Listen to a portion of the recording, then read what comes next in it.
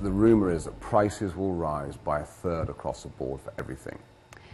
Well, that is one big fear some say could happen to the country of Scotland if it votes to end 300 years of history and leave the United Kingdom. Fox 17's Sky Arnold spent the day talking to Scottish natives living here in Middle Tennessee and joins us now with the story. Sky. Well, Stacey, we don't know how many Scottish citizens live in Middle Tennessee. Some believe it could be several hundred. You got to think almost all of them are watching the results like what you're seeing behind me. Now, this is the BBC, and at last result here looks like 59% voting against Scottish independence compared to 40% voting for it. Now, that's with only 3 of 32 councils reporting in. We don't expect to see all those results in until maybe midnight tonight for a contest some say would really be similar to Texas voting to leave the United States.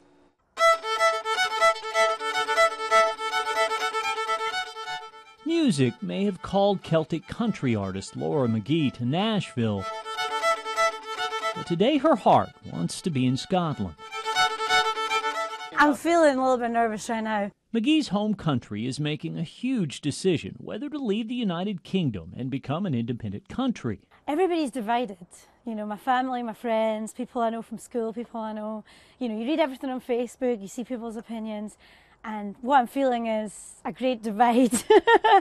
Those who support independence want more government control, but there are fears of what that means in a country that depends on agriculture and fishing.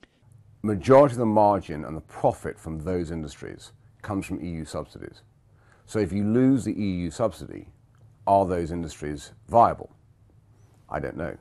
Hugh Montgomery left his family in Scotland more than a decade ago to marry his wife in the States. That's Eglinton. It's the family estate.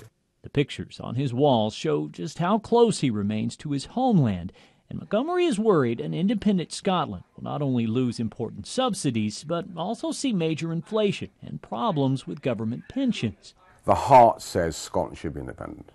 I think everyone agrees with that. The head and common sense says perhaps it really shouldn't. Back on McGee's porch, she's taking no position on what should happen, other than she wishes she was there to see it. I'm feeling for the country right now. I'm feeling that this is a big deal for Scotland. Big deal indeed. Now, there's some other questions, too. What currency would Scotland use? What about the armed forces? And some believe this vote could impact other countries, too. More on that coming up tonight on Fox 17 News at 10. Scott?